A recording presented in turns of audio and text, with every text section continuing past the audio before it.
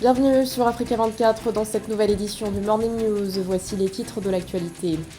Réunion au sommet de l'État au Burkina Faso. Ce 8 juillet, une rencontre était prévue entre le président de la transition, le lieutenant-colonel Paul-Henri Sandaogo Damiba et les anciens dirigeants du pays.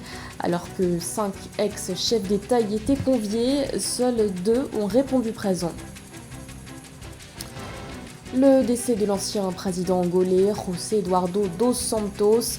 L'ancien chef de l'État s'est éteint ce 8 juillet dans une clinique de Barcelone, un établissement dans lequel il était pris en charge depuis son arrêt cardiaque en juin dernier.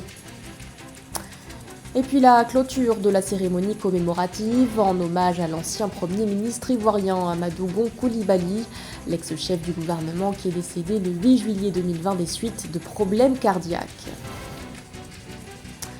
Mais tout d'abord, l'amendement du projet de nouvelle constitution en Tunisie. Une nouvelle version du texte a été publiée au journal officiel dans la nuit du 8 au 9 juillet. Le président Kais Saied a notamment modifié l'article 55 relatif aux droits et libertés.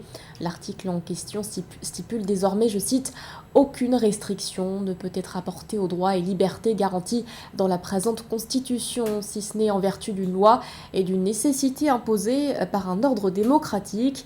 Une modification a aussi été apportée au chapitre 5 qui indique, je cite, que l'État doit travailler pour atteindre les objectifs de l'islam. Ce passage avait d'ailleurs suscité plusieurs réactions, notamment celle d'Amnesty International. L'ONG considère que cet article pourrait, je cite, « autoriser la discrimination contre d'autres groupes religieux ». Rappelons que ce projet de nouvelle constitution sera soumis au vote des Tunisiens le 25 juillet prochain. Accélérer la réconciliation nationale, tel était l'enjeu de la rencontre entre les anciens dirigeants organisée ce 8 juillet au Burkina Faso. Une réunion qui ne s'est cependant pas déroulée comme prévu. Seuls 2 ex-présidents sur 5 y ont pris part. L'ancien chef de l'État déchu, Roch-Marc Christian Kaboré, qui avait prévu d'y assister, a été bloqué par ses partisans qui se sont regroupés devant son domicile. Un sujet de la rédaction. Une rencontre au sommet de l'État. Au Burkina Faso, le président de la transition, le lieutenant-colonel Paul-Henri Sandaogo Damiba, a reçu ce 8 juillet 2 anciens dirigeants du pays. Une rencontre placée sous le signe de la réconciliation nationale, mais qui ne s'est pas déroulée comme prévu. Sur les 5 anciens présidents conviés à ce rendez-vous, seuls les ex-chefs d'État Blaise Compaoré et Jean-Baptiste Ouédraogo ont répondu présents. Aux Burkinabés qui se sont exprimés en défaveur de notre démarche, nous leur disons que le processus n'est pas fait pour consacrer l'impunité, mais pour contribuer à la recherche de solutions pour un Burkina Faso de paix et de cohésion. Nous les appelons à mettre l'intérêt supérieur de la nation au-dessus de toute considération politique ou partisane. Cette rencontre n'a effectivement pas été au goût de la société civile. Les Burkinabés se sont notamment indignés de la participation de l'ancien président Blaise Compaoré à cette réunion. L'ex-chef de l'État, qui a été condamné en avril dernier à la perpétuité pour l'assassinat de son prédécesseur Thomas Sankara. L'indignation était telle que l'ancien président, renversé par la junte, Roch-Marc Christian Kaboré, a été empêché par ses partisans d'assister à cette réunion. Ce matin, me préparant donc pour aller à la réunion, je me suis retrouvé dans la situation où, devant la porte, il y avait des personnes qui étaient mobilisées et me demandant et exigeant que je n'aille pas à cette réunion. Au regard du nombre, c'est vrai que les CRS sont venus, évidemment, pour voir comment on peut traiter cette situation. Mais j'ai considéré que nous sommes déjà dans pas mal de discussions et qu'utiliser la force en la matière ne me permettait pas de pouvoir participer à une telle réunion. Parce qu'il serait difficile pour moi d'assumer en même temps cette bataille avec ces personnes qui sont venues avec cette exigence. Et s'il y a des blessés, de continuer à une réunion des chefs d'État sur la situation nationale, même si cette question est une question qui nous préoccupe tous. Les anciens présidents Yacouba Isaac Zida et Michel Kafando figuraient eux aussi sur la liste des absents.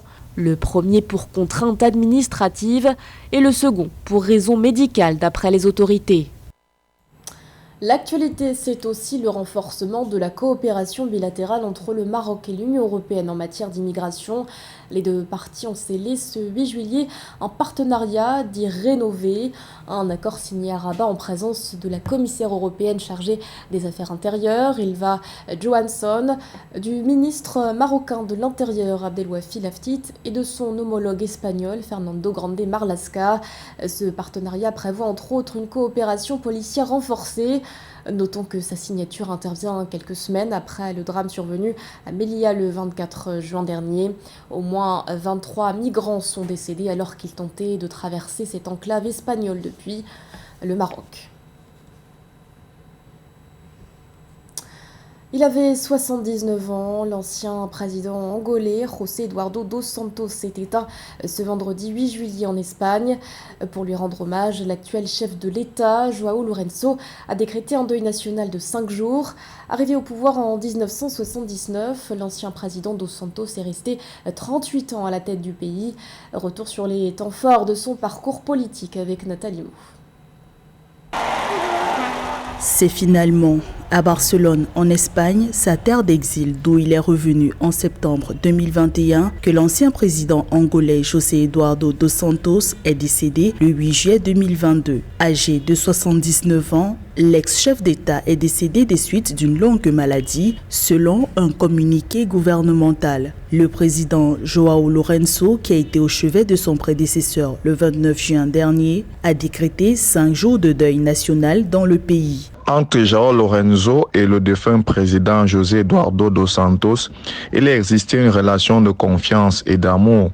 D'ailleurs, João Lourenço a toujours considéré son prédécesseur comme son mentor. Le départ de dos Santos et l'avènement de João Lourenço au pouvoir a subitement créé des inimitiés entre les deux protagonistes.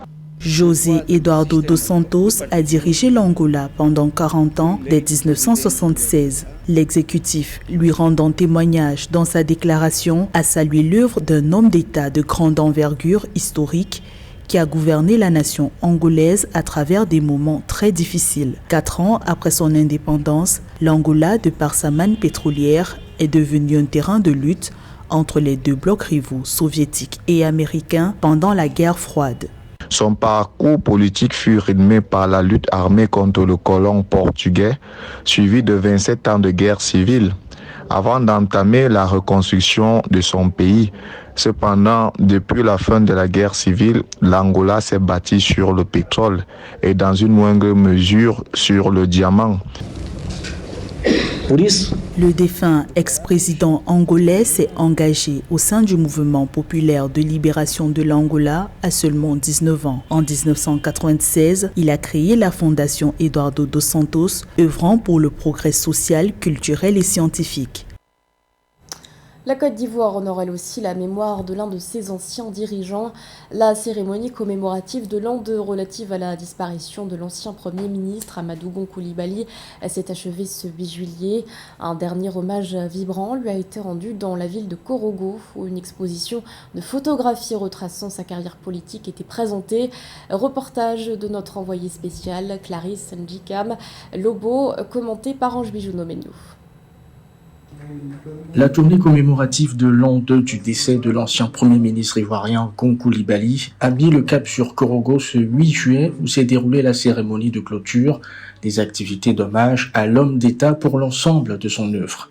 Elle a été marquée par une exposition photo retraçant sa vie et sa carrière, la dédicace du livre autobiographique Le cœur et l'esprit du défunt, les témoignages pendant lesquels tous ont reconnu sa grandeur d'âme, d'esprit, son humanisme, sa fidélité, sa loyauté et surtout son acharnement au travail bien fait. Je voudrais donc pour ma part adresser tout juste des mots de remerciement.